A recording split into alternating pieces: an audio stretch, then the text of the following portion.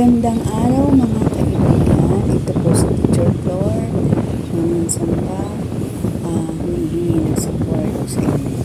Please like, share, and please click the notification bell. Ayan, ito po yung kahabaan ng kalsada ng mapapansin po dito sa may Bulunganan ay meron pong itinayong medyo kalakihan na SM. So, ayan. Nakikita natin sa kaliwat sa kanan. Ayan, may mga ano pa rin sila, signage.